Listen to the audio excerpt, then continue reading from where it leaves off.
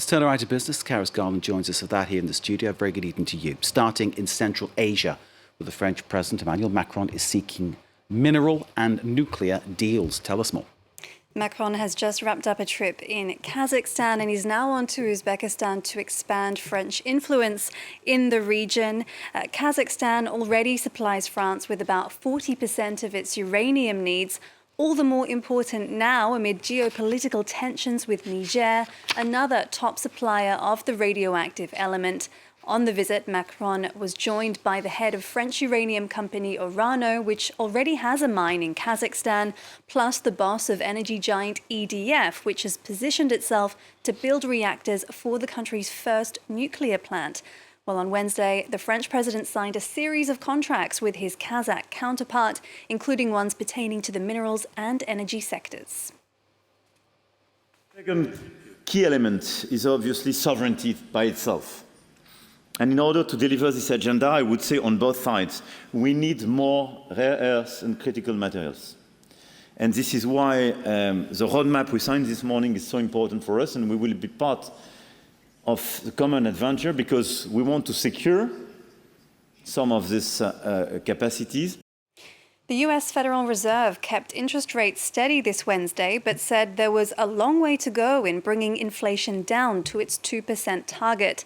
The central bank agreed to leave the benchmark overnight interest rate in the 5.25 to 5.5% range. It's been at that 22-year high since the month of July. Chair Jerome Powell stressed the bank hadn't made any decisions about the December meeting, but it wasn't thinking about rate cuts at all right now.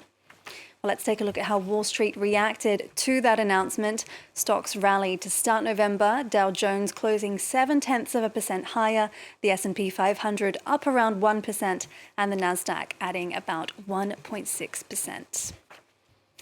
Officials and tech leaders around the world have gathered for day one of the first global summit on artificial intelligence safety. Among the attendees at the Bletchley Park event was tech mogul Elon Musk, who said there should be a framework to establish an independent referee which could oversee companies developing AI and sound the alarm in case of concerns. Jenny Shin has more. Bletchley Park, the iconic birthplace of computer science.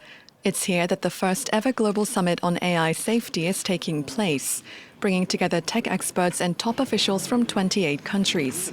A coordinated effort to address the risks and opportunities posed by artificial intelligence. From AI-enabled cyber attacks at a scale beyond anything we've seen before, to AI-formulated bioweapons that could endanger the lives of millions of people. These threats, without question, are profound, and they demand global action. The summit comes as governments across the globe are racing to bring their AI regulations up to speed. The UK and the US are setting up their own safety institutes to protect citizens against dangers to personal data, the economy, or national security. The EU, in the meanwhile, is preparing to pass an AI Governance Act by the end of December. Tech billionaire Elon Musk says the aim is to establish a third-party referee to spot risks. Any powerful new technology is inherently sort of a double-edged sword. So we just want to make sure that the good edge is sharper than the bad edge. I don't know. I'm optimistic that the summit will help. But some have questioned the summit for being too preoccupied with far-off dangers, like AI's existential threats to humanity. Critics say addressing more immediately pressing concerns posed by AI, such as threats to jobs and political stability, should take precedence. Thousands of Bangladeshi garment workers took to the streets in the country's capital this Wednesday, demanding fair wages for clothing they make for Western brands. Protesters complained their monthly minimum wage, the equivalent of about €71, did not cover basic needs. They're demanding about €200 a month. Bangladesh's clothing factories account for around 85% of the country's exports, but conditions are dire for many of their 4 million workers. We'll be keeping an eye on those protests. They have been a bit violent recently, Mark. OK. Karis with the business. Thank you very much indeed. Great to see you.